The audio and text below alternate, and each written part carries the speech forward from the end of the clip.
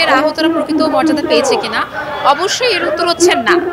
জুলাইয়ের প্রকৃত যারা আহত হয়েছে তারা অবশ্যই মর্যাদা পায়নি। এখানে জুলাইয়ের অনেক ভুয়া আহত যুক্ত হয়েছে এবং জুলাইয়ের যারা প্রকৃত আহত তাদেরকে স্থান দেওয়া হয়নি কোনো মর্যাদার। তাদের যে চিকিৎসা, সেই চিকিৎসারও কোনো ব্যবস্থা করা হয়নি সরকার থেকে তেমন। যারা প্রকৃত আহত তারা চিকিৎসা পাচ্ছে না, উল্টো দিকে যারা ভুয়া আহত এবং যারা আওয়ামী লীগের হয়ে জুলাইয়ের সময় ফিল্ডে ছিল তারা আহত সেজে সেই সুযোগ সুবিধাগুলো নিচ্ছে। এমনকি আমাদের যে জুলাই সনদের প্রস্তাবনা এসেছে, যে জুলাইয়ের সনদ, সেই জুলাই সনদেও জুলাই আহত যারা তাদের মর্যাদা দেওয়ার মতো ওরকম স্পষ্ট কোনো বার্তা আসলে আমরা পাইনি। এবং এই জুলাই সনদ আসলে বাস্তবায়ন হবে কিনা, আমাদের দাবি অনুযায়ী সংশোধন করা হবে কিনা তা নিয়েও আমরা আসলে আশঙ্কাযুক্ত। আর তারপরে যে জুলাইকে কারা বিকৃত করেছে কিনা, জুলাইয়ের যে স্টেক হোল্ডার বললেই আমাদের সামনে সেই নাহিদ ইসলাম, তারপরে হচ্ছে আসিফ, তারপরে সার্জিস আলম, হাসনাত আবদুল্লাহ।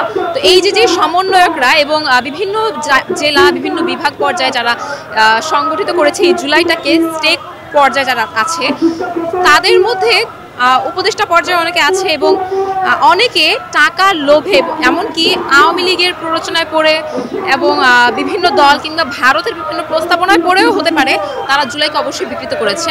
এবং এই যে জুলাই অগাস্ট আসার পরে একটা সুবিধা পার্টি আসলে বের হয়ে গেছে এখানে। তারা হচ্ছে কেবলই জুলাইয়ের নাম করে জুলাইয়ের থেকে সুবিধা পাচ্ছে এবং জুলাইয়ের যারা প্রকৃত বিপ্লবীরা এবং জুলাইকে যারা সংগঠিত করলো তাদের যে আন্দোলন, তাদের যে দাবি, সেই সব কিছুকে আসলে বিতর্কিত করা হচ্ছে। জুলাইয়ের যারা স্টেক হোল্ডার নাম করেছিল এতদিন, তারা উপদেষ্টা পর্যায়ে যে জুলাইয়ের যে মূল দাবি ছিল সেই দাবিটিকে আসলে বিতর্কিত করে ফেলেছে। এখন রাষ্ট্রযন্ত্রের যে সেট আপটা সেটা হচ্ছে সম্পূর্ণভাবে আওয়ামী লীগের সেট আপ এবং সেই আওয়ামী লীগের সেট আপে বসে থেকে তারা বিভিন্ন কার্যক্রম পরিচালনা করছে এবং তারা যে একটা বিপ্লবী মনোভাব নিয়ে আমাদের এই জুলাইকে বাস্তবায়ন করেছিল, সংগঠিত করেছিল, সেটার আসলে কোনো অংশে তারা পরিপূর্ণ করতে পারছে না। এমনকি একটা দল, নতুন একটা রাজনৈতিক দল জুলাই বিপ্লবীদের নিয়ে গঠিত হয়েছে বলেও তারা এই যে সামনের আওয়ামী লীগের আমলাতান্ত্রিক যে একটা সেট আপ, আওয়ামী লীগের যে একটা রাষ্ট্রযন্ত্রের সেট আপ, সেই সেট আপের আন্ডারে থেকে এমনকি একটা অবৈধ রাষ্ট্রপতির আন্ডারে থেকে তারা নির্বাচন করতে চাচ্ছে। আসলে এটা টোটালি অপ্রাসঙ্গিক এবং তারা যে নিজেদেরকে জুলাইয়ের বিপ্লবী বলে এবং জুলাইয়ের আকাঙ্ক্ষা বাস্তবায়ন করবে এরকম একটা রাজনৈতিক দল বলে দাবি করে কিভাবে, এটা আমি বুঝতে পারছি না।